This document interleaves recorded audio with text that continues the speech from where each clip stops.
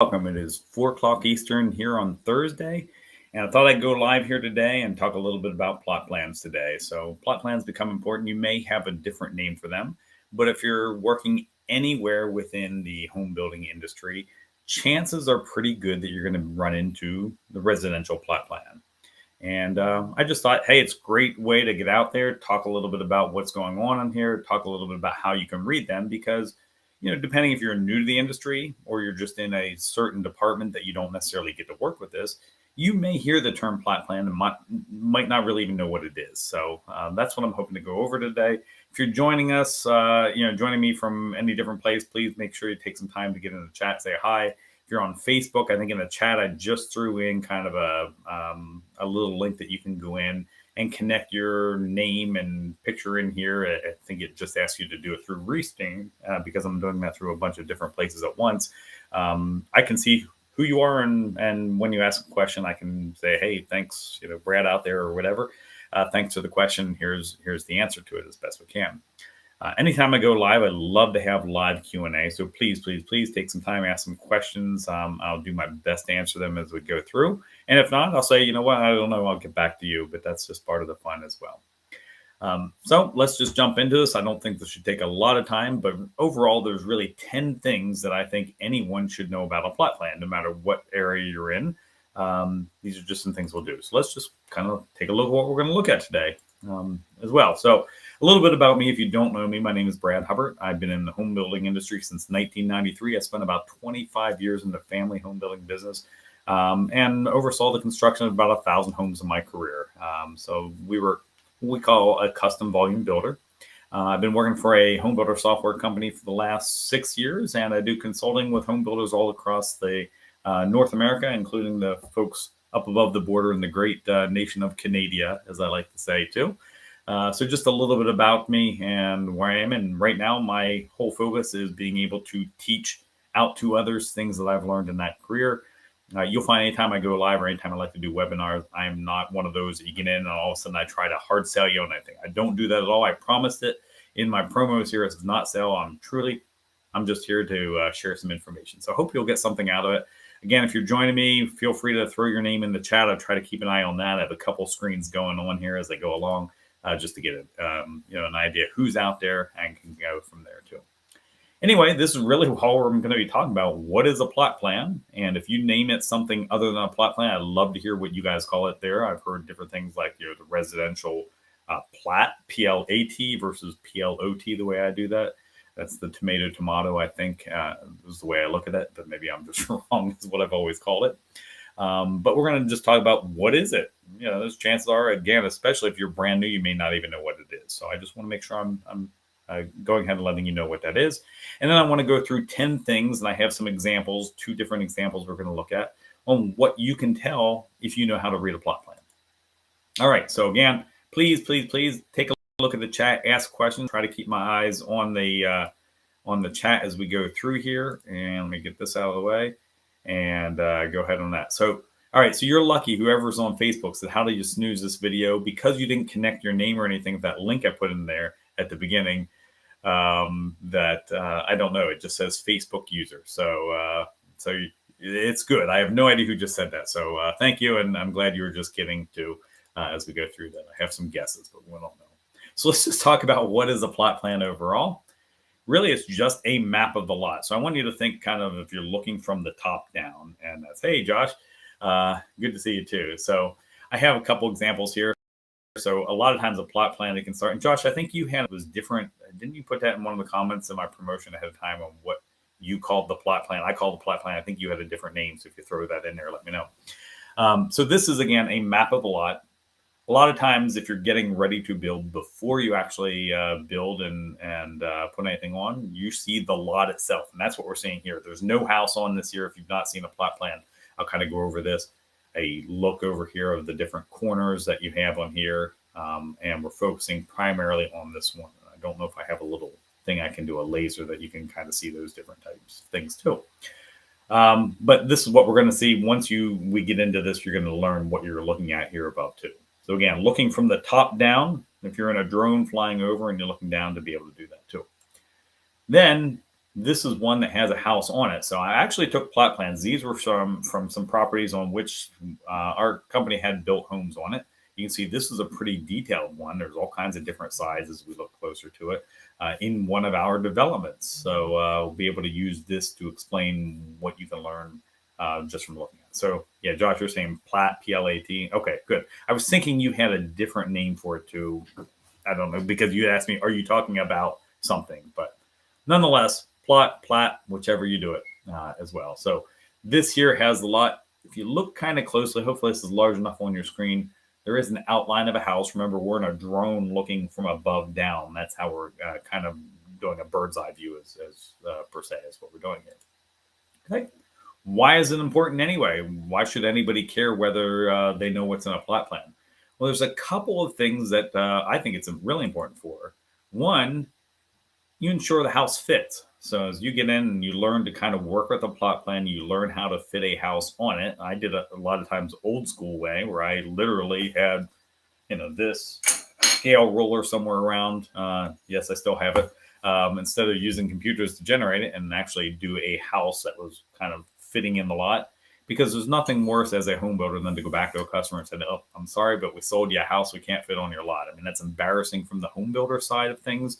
And it's just one of those things you don't necessarily want to have to do. So save a lot of time, a lot of trouble, and a lot of embarrassment if you know that your house can fit on the lot. And we'll talk a little bit about how you know that house fits on the lot as we go through this today. Okay. It's also important to know what you can or can't do on that lot in the future. So it might have to do with what can fit on the lot. But it also, as we go through this this class today, I want to talk a little bit about kind of what the zoning allows you to do, and if you know what that is, and you get into knowing your zoning, you may find, hey, this will work or it won't work. Nothing worse, again, than you build a house for someone 2 years, 3 years, 10 years down the road. You get a call and say, hey, I want to put up a fence in here, and I'm not allowed to be able to put a fence in here because it's not allowed by zoning or something like that. And somehow it often can become the builder's fault. They didn't tell them about it. So you want to be able to know those types of things too, and be able to say, hey, you can't do that in the future. Or if, they want a pool or something like that. And I think I even have, something in here too. If they want to put a pool in, fine, they can't do that. You usually have homeowners that aren't too terribly happy with you too. And then I put this last one here, just helps ensure you're on the right lot.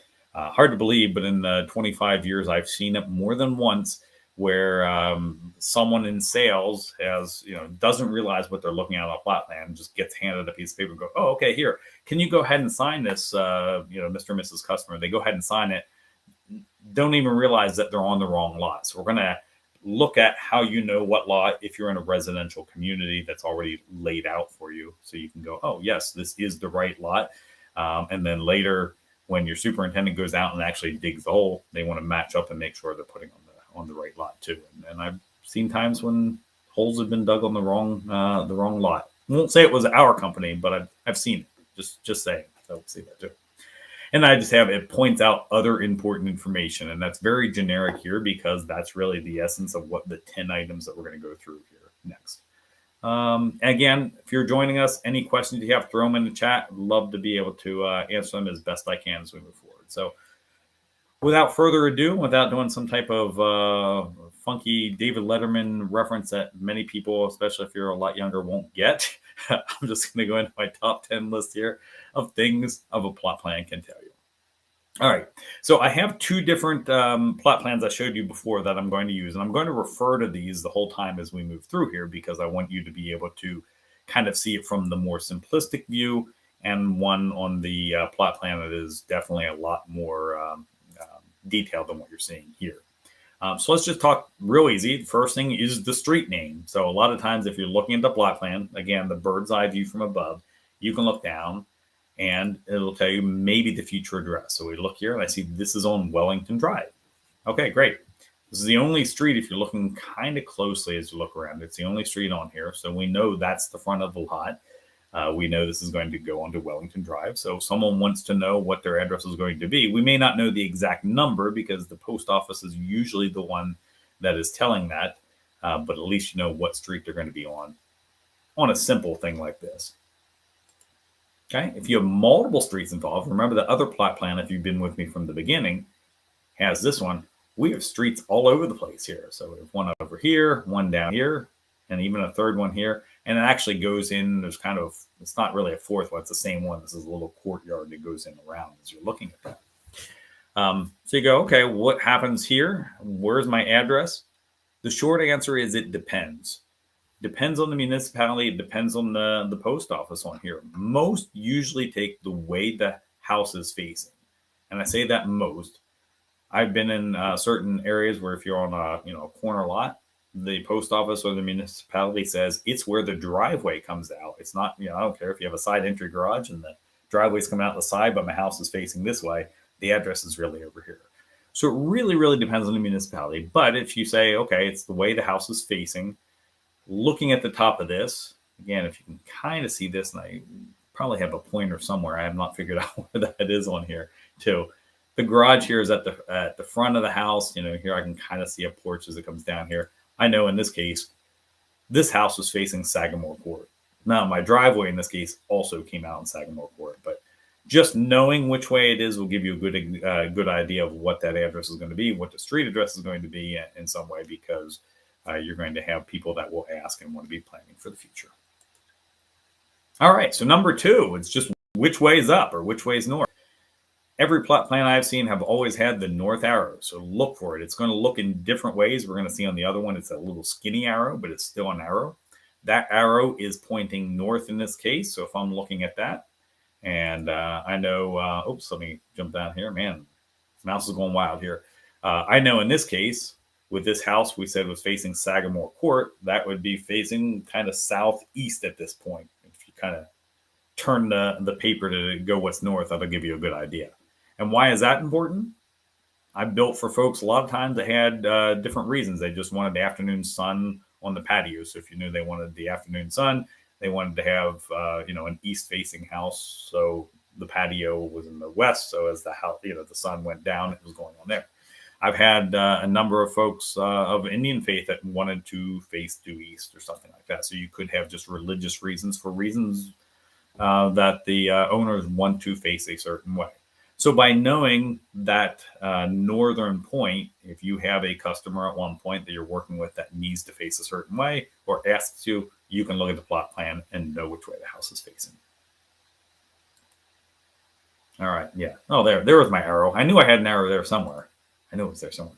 So this is that other one. I said this was more simplified too. Right there is the arrow too. It looks different. The other one was kind of big, wide, and fat. This one's narrow. Either way, the north arrow is there. And you should find that, and I would guess, about every single plot plan that you look at too.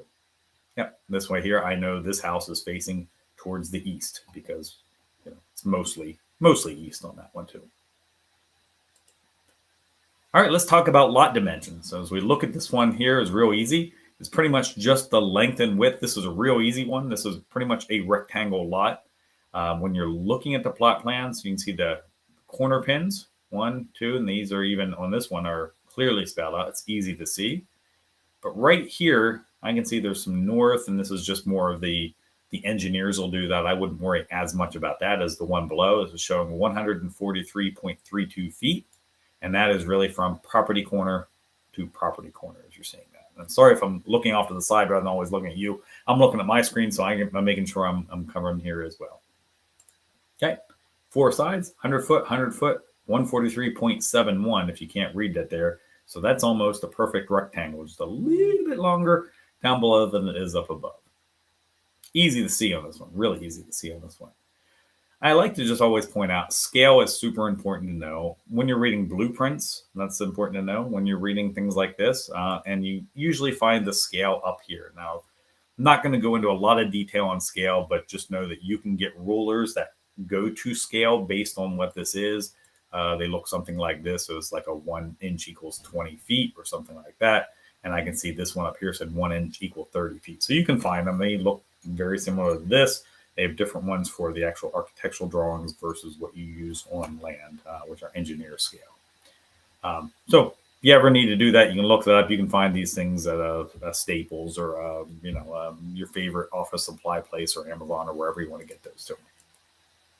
So let's bring in the more advanced one. This is definitely not a rectangle, as you can see. Now, if you can see, here's a point, here's a point, here's a point, here's a point, here's a point, here's a point. There's even one right here. That's because this is not a rectangle. You can't tell from that. That scales down here. So I told you the scale you're going to see on every one too. And that's important to know, especially if you want to try to fit something in. You want to try to fit a future pool or something like that. You go, okay, I know the pool's going to be a 20 by 40 or something like that. You can fit that in.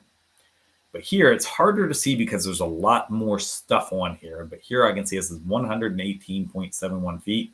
That's a straight line from here way down to here. So that's pretty darn easy. What happens when you have all these kind of rounded circled ones and you're going, wait a minute, I can't, my ruler doesn't bend that well too. Well, yeah, you're right. You can't really do that. There are some tools out there that help with that. But for the most part, you're looking at the angles and the radii. You're going to have a curve table up here or somewhere on there to say that. So if I look closely, this says like C203 right here. And I know this is super small, but I just want you to get the idea on that.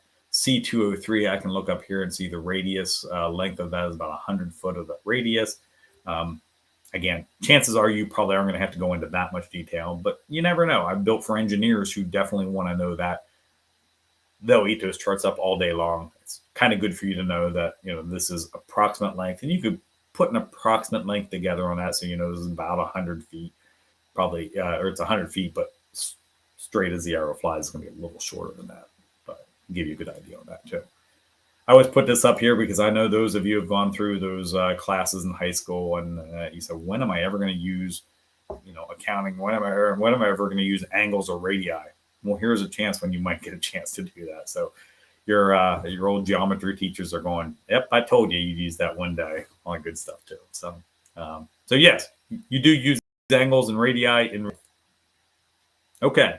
So the other thing, that was kind of your property corners, is the size or the acreage of the lot as you go through there too. So everyone's going to do that. A lot of times it's going to show either in square footage and sometimes by acreage or sometimes both. So if you should remember, or you should know, there's 43,560 square feet per acre. So you don't have, especially in residential communities, you don't have a lot that are a full acre. You do have some, obviously you have some lots that are bigger, but each plot plan typically is going to tell you what that size is. And here in the middle of this one, and again, I apologize, I'm not sure how big it is on your screen. This is telling me this is 14,351 square feet, or basically 0.33 acres. So we took the 1 acre divided by the square foot to give us how much of that point of the acre on that. Easy to find on this one. About everyone, it's not always going to be right in the center of the lot. Sometimes it might be off to the side. It might be down in the corner. Somewhere on that plot plan, if you look around, you're going to find the size of the lot. So people want to know that. So I think, Colleen, I see you here in terms of, even the mortgage side. A lot of times you might need to know the lot size and those types of things too. Here's my more advanced one. Here I can see it's a little bit bigger on this one. It's 9,234 square feet, 0.212 acres on that too. Again, you're going to find it on every one. It's just a matter of locating it. A lot of times they do put it right in the middle of the lot as you look at that too. Why is it important? Impervious coverage is a big item on this too. Now, impervious coverage is a concept that when you go for building permits these days, it's for water conservation. When it's a vacant lot that's out there, water falls into the grass, goes into into the ground and gets absorbed. When you start putting things like a house on there, a paved driveway, a sidewalk, water can't penetrate down into the ground because there's a solid object. That's what's known as impervious coverage. So I'll do one of my free plugs, and this is not that I'm selling anything, but I do have kind of my ever-growing home building glossary at bradhubbard.com. Impervious coverage. I just added this morning when I was getting ready for this. I was like, I don't have that term on there. It's just a bunch of terms. It's always growing. So if you get a term, you're not sure if you know what it is, jump on over there. It's just a matter of learning a term. If you have one that's not there, there's even a place on there for you to submit the term to me, and then I can add it in the very near future. So I'm hoping that becomes kind of a very, very large volume. It has, I think, 200 words in there now or something like that too. Okay, so lot number, municipal information. You go through here, you can find this information on a plot plan too. Again, you can verify the lot number. I mentioned at the very beginning, if you were here, that I've seen times when a salesperson would hand something to a customer, have them sign it's the wrong lot. And it's kind of embarrassing to go back and tell them again. superintendent got something in there and they go and lay out a house, and let's say there's a whole bunch of rectangles right in a row. It's easy enough if you're not really looking close enough to pick up the wrong one. And what if this person wanted so far off the property and this person wanted so far off the property it was different? You had the wrong one. You dig a hole and put a foundation in, and that's a pretty expensive, mistake to try to fix up. So you can verify the lot number. Again, if it's in a residential development, if it's a scattered lot somewhere, you might not have the lot number on there. But in this case, this is one of the developments. It did have it on mine. It also has municipal information on here. So this happens to be, again, local for us, Lower Allen Township, Cumberland County, because that's important to know where you go for your building permits. It's important to know what codes they are enforcing, because here in PA, at least, each municipality may have a different set of codes that they're going to be checking out as you build the house. So it's good to know that. Other ones that I think I had it over here. I pulled out some of the information because obviously it was a customer's information, didn't necessarily need to be in here, but it'll also give you information that just might be code related or something on that too. Center, this one actually says lot 35. It was subdivided out some time ago. It was in the existing neighborhood, but we had the lot. You can a lot of times find even deed information, the tax number, those types of things in here too. A lot of times you also see things like this, special zoning requirements that have to do with that specific municipality, that you go, oh, you can only have this in here. So if you want to go in and build duplexes or a 6-unit townhouse, you may find zoning requirements or something on there that says, no, you can only do a single family, a single house here. That's not always on there. I didn't have anything like that on my first one, but certain plot plans will have that. And it's really nice if you have an engineer who puts that on there, because it just gives you another idea to look at and do a double check as you go through that. Moving on, we're number 6. So elevations and slopes. Best way to kind of show this is our elevations and slopes are grading lines. So this one has it. I'm going to jump back to the last screen here for a second. This is a real simple one. I don't have any grading plans on this one, but I do on this one. And they're shown typically as lines. So you look for the grading lines if they have them. So this is kind of an as-built. The house was already built. Sometimes you'll have that, or I guess this was the plan to be done, because it says proposed crawl space. You can see proposed garage, proposed structure on there too. Gives you an idea of how the house will sit on there, how the ground will flow away from it too. Little secret on here: the closer those grade lines are together on the map, the steeper the lot is, the steeper the slope is, because they're essentially, depending on it, might be every 5 feet or every 10 feet away. So the closer you move those together, the steeper it's going to get, because you're going down 5 feet or 10 feet per one. It just depends on that. So keep that in mind. If you see a lot of lines on there too, chances are it's going to be not a flat lot. And we've all had customers who come out and said, I thought I was buying a flat lot. This is a way ahead of time for you to go through and go, okay, do you realize we have some slopes on here too? Again, why important? Stormwater drainage. This shows kind of a stormwater, kind of, if you see, it comes over here, wraps around here, and then comes back, and then even shows kind of a 2%. So this engineer actually went down and said, you're going to have about a 2% fall as you come down through here to let the water flow. It comes down between the property lines and then out to the street. So that's one important reason why you may have grade lines on there. Others are just to see slopes of driveways, things like that. You always get that person that wants the flat driveway. Everybody wants a flat driveway. You need to have some slope to be able to get the water off. But if you don't know your grading on that, and you're not really paying attention, especially in sales, and you have the ability to choose the garage on the left or the right, you may decide to put it on the wrong side of the lot. Maybe you'll put it on the side that has more grade, and you think, well, that's the low side of the lot. But then all of a sudden you have a driveway that's like this, that you need a ski bar to get up to the top. And usually customers aren't super happy about that. They just didn't realize that. Even though they signed off on it, we all know they haven't read plot plans either, so they're not necessarily going to know. So as a professional on the building side, you want to be able to know that, so you can advise your customers early on, oh, you are going to have a slope over here, just know that, or this is about what it looks like too. Yep, you don't get that call. I thought it was a flat line. You're going, yeah, these are probably some really, really, really, really close grade lines on the back of this one too.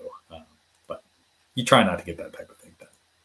Okay, and just remember scale too. So Again, you might see a lot of lines on here, but if it's, super small scale or super big, it might not be as bad as what it looks. It just depends on how much it's been compressed down. And I may do something here in the future on kind of reading scale, but not today. I just wanted to make sure you do that scale. All right, so building setbacks are good. We're up to number 7 here too. Building setbacks are really how far from the property lines you can build a house or really put any structure on that too. So that's important because you can't just go plop a house down wherever you want on a lot, not typically at least. Usually you're going to see a dotted line that's somewhere within the property lines here, and that is the building setbacks. And you can see there's a couple notes here that actually say setback on here. It doesn't always say that. Most of the time it does. I would say probably 99.9% time you're going to see something that says the word setback on it.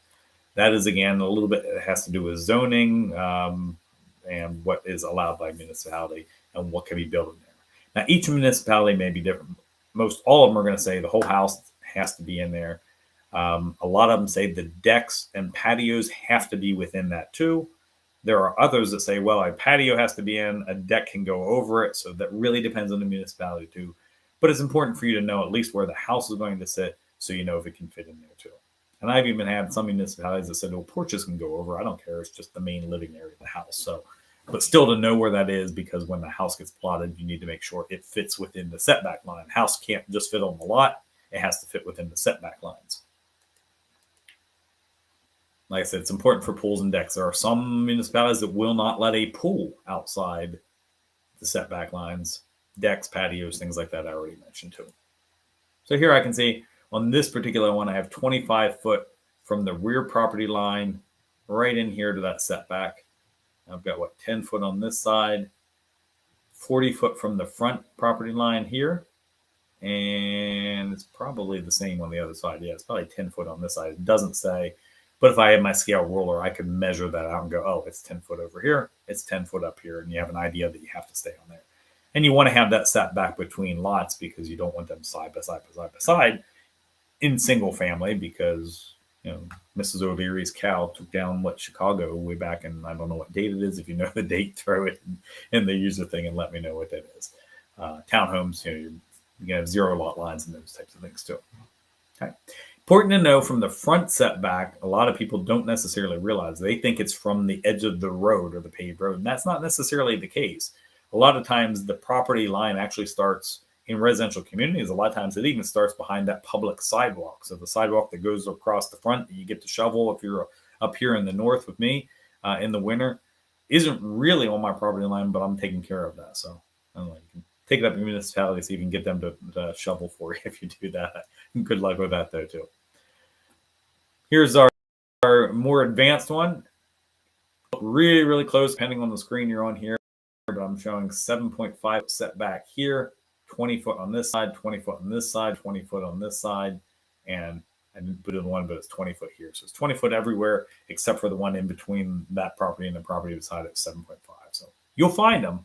Sometimes you got to look if it gets as messy and as detailed as what this one is. This was a tight fitting house, as you can tell. Let's talk about driveway location. A lot of people, driveway is important to them because you spend a lot of time, you put the basketball nets up, you drive on it, you have to get into your house one way, those types of things. Again, remember, we're looking from the top down, so you should be seeing something that looks like a driveway, and it actually, will often say driveway on there. I knew whenever I did them by hand, I would even shade in pencil. And back in the olden times, me and Nate Blinken hanging out. But here I'm able to see what the slope of the driveway is too. About a 10% slope on that. And you have to decide at what point is that acceptable for the customers. Sometimes you can't do anything about it. You have to set it at a certain level to make sure, the house next door doesn't get all the water and all those types of things. But at least knowing how to read it, knowing how to find it is important too. Slope, I already talked about, it goes into impervious coverage calculations. I talked about impervious coverage earlier. A lot of municipalities, at least here in PA, make you actually calculate how many square feet you have of driveway, how many square feet of house space versus how many square feet of the lot to make sure you don't go over 25% or 30% or 28% or whatever it is at that point. Side entry garages are important to know. This actually is a side entry garage. If you look closely enough, you can see a little bit of a turnaround here to pull the car out and come back down. That's important because you want to make sure you have enough room really for it too. I've seen times you try to put it in, people can't back out without running over the curb or something like that. And you end up something like this here too, and you're stuck. Buyers don't typically like that too. So if you have any lawyers out there, don't get them after me. This is Austin Powers. I don't own that. I have no rights to that. I just use it for edutainment purposes only. So keep the lawyers away from me on that one too, please. And then just important for driveways too is just know the location with respect to intersections. So a lot of municipalities say, hey, you can't have a driveway within X amount of feet of an intersection because that's kind of a, it's a hazard. You can pull out of your driveway and someone's flying through the intersection and could just be prone to more accidents. So that's again getting into more municipal regulations, but it's important to know that because I've seen a lot of times where someone has gone, they have their house plotted out, they submit for the building permit, not even thinking about the intersection, and it gets denied, and that delays the building permit over and over again because you say you can't have the driveway that close to the intersection. So that's why it's important to know where the driveway is. And again, the customers are going to want to know. As I mentioned earlier, your address may have something to do with where your driveway comes out to. Easements and rights of way. These are just really areas set aside for others to access your property. A lot of times people say, oh, I don't want anybody on my property. Well, you got to have access. Utility companies need to come on. If something goes wrong with their underground utilities, they need to be able to come onto your property and do that. And that's what the easements or rights of way allow you to do. Could just be future improvements. It might be kind of a future sidewalk to a park that's back behind your lot or something like that. You usually see something like a right of way down here. This is on a street from the center. It's 60 feet from the center of the street onto the property. I mentioned a little bit before how your property kind of starts a lot of times in residential communities behind the sidewalk, actually. So this would be from the center of the street, 30 feet one way onto the property, which typically goes in there. That allows the municipality, if they have a sewer backup or a water or main break or something, they can go in there and be able to do that too. So here's one here. It's actually showing a light pole here from our local utility company. If you look really closely, you'll be able to even find things like utilities. Those big boxes that are sometimes in the yard that after people move and go, I didn't know there was a big box in my yard. Look on the plot plans. A lot of times they'll be placed on there if you're looking close enough and hard enough to. And again, you may say, hey, I had someone sign off and say they knew it was there. Most buyers are not going to necessarily know unless you actually point it out. So be the professional, be the one to show them how to do that. Okay, and on this one here, I just have a couple of the street right-of-ways back behind the sidewalk, those type of things to show you too. Okay, encroachments. This is probably more so in existing communities when you're doing infill a lot, but it can happen in the developments once you've built through that.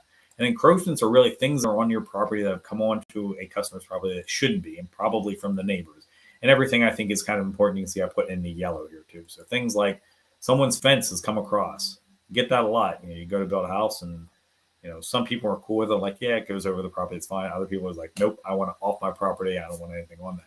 So it's important to be able to look on a plot plan and know what encroachments are. So on this one here, you can see it says an existing stone wall. Fortunately, it's not encroaching. It doesn't come over the property. There's a split rail fence over here that's shown. It doesn't come on this property too. I don't have any encroachments on here, but I've seen times when you've seen, a fence come across a corner or something like that, or the neighbor here, they got in, didn't have their property pins in for whatever reason, thought they knew exactly where it is.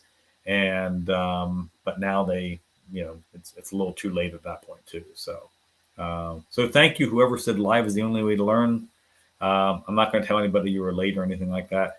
Because you're coming in through Facebook, thank you for the quote here too. I can't tell who you are. It just says Facebook user unless you connect. There's a link up there if you want. Not needed. We can always catch up later, but thank you for being here too. Now that you're at the end here, I'm at number 10 of my 10 things too. So you'll have to watch the recording as we get through here too. As I come to the end, I just want to remind you me somewhere. If you're not yet connected on LinkedIn, I'm active there. I try to do something every day. I have a Facebook group called Welcome to Home Building. So if some of you are probably watching from there, but if not, and you're on Facebook, look it up. I'm close to about 200 people at the time of this recording. So I want to get over 200, hopefully here before too long. It's a place where, again, like this, I'm not there to spam you. I probably will tell you about webinars I do like this. But again, I'm not there to sell you. I keep a very close watch on so other people aren't spamming you in there too. It's just a great place to come in, learn a little bit about home building. hopefully have a little bit of fun, poke fun at each other, and go from there too. So there it is. It's a free group at that point too. And then I had mentioned earlier on my website there at bradhubbard.com. Do I have a little arrow that pops up on this? I don't know if I do. No, I guess so. bradhubbard.com. I have this incredible growing home building glossary that I've been building for a couple months now. I want to keep adding to it. So if you come across a term that you don't know, jump on over there and take a look. There's chances are you may find it's all alphabetized, it's all fancy like that. Yeah, at least I think it is. I'm pretty good with the alphabet on that too. If you say, hey, there's something in there I want to know that's not in there, there's also a form on there you can submit to me and say, hey, can you add this word in here? I'd like to know it. Happy to do that. Want this to continue to grow, continue to be a great resource too. I'll just kind of stop. I don't know if there's any questions or so. I know whoever the Facebook user that is nameless to me that just came in, you only saw one of my 10 things right now, so maybe you don't have questions. But I just always leave a moment just in case they do. I don't always get them, but we'll just wait and see. Other than that, like I said, if you have ideas for future classes, please let me know. I want to continue to do this overall. Hey, Sonia. Plot would be okay. The recording the overall communities. Oh, there must be a question that I'm not seeing because Paul, you're answering this too. Thank you, Colleen. Because Paul, you had answered one for Tanya. That's the thing with the restream. I don't always see everything in live time. I think like I'm supposed to. So thank you for answering that. If there's a question out there that I didn't see. So, and Paul actually was able to do that plat versus plot, PLAT. That's how I always understood it. The PLAT was the overall development, 100 lots, whereas the plot is an individual lot. That's how I always understood that, but I thought maybe I was wrong. But thank you, Paul, for straightening that out too. Good. Yep. Colleen's telling me it'd be a horrible utility box in the front yard. Yeah. What would it look like? A lot of times on mine, I don't think I have on this one, do I? Let me just jump back here. I don't think I do. A lot of times, yeah, I think I'm lucky on here. It looks like a nice little easy square. It doesn't look scary or horrible looking on there. It looks like a square. Sometimes I'll have a little pointed box that say utilities. They're not always on the plot plan. Sometimes in a plat, as Paul was talking about, if it has a whole bunch in there, sometimes there's a separate page on the overall that's called the utilities plat, and that has the utility boxes in there. Usually, at least the engineers we've used would put them on there. And again, it was just a simple square. Usually would either have something pointing to it saying utility box, or would maybe have like U/B on it, which would be, would be utility box, and you wouldn't know what it is unless you knew. But that is important because you're right. A lot of people don't like that. And then they end up going, oh, I didn't know it. And then they want to move lots or something like that. Hopefully they notice it before you actually start digging or got the permits, but that's not always the case. So yeah, look on your utility plot plan. It should be on there most of the time. And occasionally, depending on the areas too. Sometimes like here in Pennsylvania, PP&L will go and they would actually give a separate one that was even separate from the regular plot. But most of the time you're going to find something, at least around here. I guess I shouldn't speak for that overall too, but yes, definitely know what that is. Look for it. Walk the lots if you can as well too. Paul saying, yeah, great. When presenting a plot plan, typically highlight in yellow the footprint of the home and the driveway. It helps the buyer understand. That's a great tip on that, Paul. And I probably should have done that on here. I'm going to have to figure out how to use the little highlights and all too. But yeah, it's great as you're sitting down, especially if you're asking them to sign off. Highlight through it, make sure they understand what it is. You may even get fancy color coded and those types of things. Maybe look around, spend some time before you meet with the customer, see if there's anything weird out there. Some of the tips I was going over today and go, hey, you realize this has a slope at the back, especially if you hear the customers thinking it's a flat lot, because looks can be deceiving when you're standing out on a lot. You go, man, this is a flat lot. And all of a sudden they wonder, how did I get an exposed basement?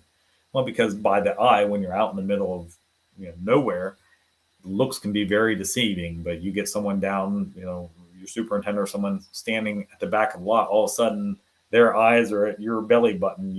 There's some fall in that too, and that may be a future class or something to talk about that too, because it always looks flat until it isn't, until it comes down to.